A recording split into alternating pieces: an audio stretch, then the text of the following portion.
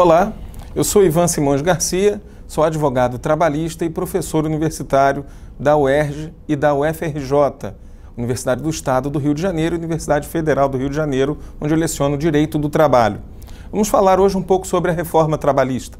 Vamos dar um sentido geral das alterações atinentes ao direito material do trabalho no que concerne a parte do direito individual. Há intensas transformações, quase todas prejudicando direitos já conquistados historicamente pelos trabalhadores, no bojo dessa reforma no que tange a esses direitos individuais do trabalhador. De um sentido geral, nós temos duas vertentes que fundamentam essa reforma.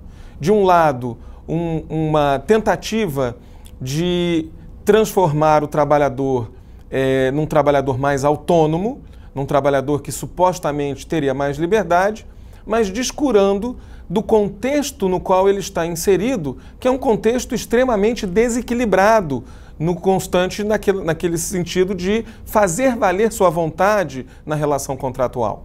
Portanto, a relação individual do trabalho passa a dar mais autonomia para o trabalhador, sem cuidar daquelas reservas que devem haver para equalizar as partes nessa relação contratual trabalhista.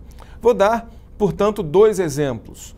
Aqui, o primeiro exemplo é a transformação do contrato individual de trabalho, que admite uma plena derrogação dos direitos de ordem pública, trazidos aqui pelo antigo 444, artigo 444 da CLT. Agora, o artigo 444 reformado permite que para os trabalhadores que ganhem 2 vezes o teto dos benefícios previdenciários, cerca de 10 a 11 mil reais, podem alterar e suprimir direitos que eram garantidos por constarem como um imperativo de ordem pública, por uma decisão da sociedade brasileira de valorizar o trabalho do trabalhador. Ora, nós temos aqui, portanto, uma segunda visão que deve ser passada sobre a reforma trabalhista. Ela ataca o sentido principiológico, o sentido axiológico que a Constituição emprestou na sua renovação da regulamentação trabalhista. Na verdade, a regulação trabalhista já há muito não é baseada mais apenas na CLT. É a Constituição Federal quem dá esse substrato regulatório para o direito do trabalho, trazendo aqui a noção de dignidade humana para a figura do trabalhador, de respeito à livre iniciativa, de respeito à valorização social do trabalho e a direitos que são considerados agora fundamentais e que penetram nas relações privadas entre empregado e empregador. Esse sentido vem sendo duramente ameaçado por uma série de transformações trazidas pela reforma. Agora, o mais contundente em relação a isso é, de fato, a supressão pela limitação de uma série de direitos, representando um retrocesso social completamente incompatível com o sentido dado pela Constituição, especialmente pelo caput do artigo 7º do texto constitucional. Vou me reservar a concluir apontando para vocês uma dessas transformações, que é a parametrização do dano moral.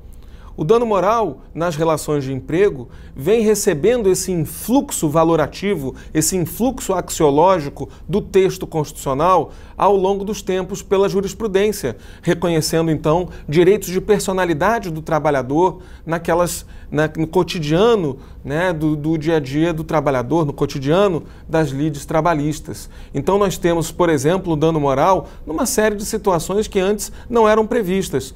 Pois bem, a reforma agora criteriza essa indenização pelo dano moral com base no valor recebido por salário pela vítima quando a vítima é o empregado. Então nós temos agora o artigo 394, que traz uma parametrização nos seus incisos, prevendo ofensas de natureza mínima, ofensas de natureza média e ofensas de natureza grave, todas baseando a indenização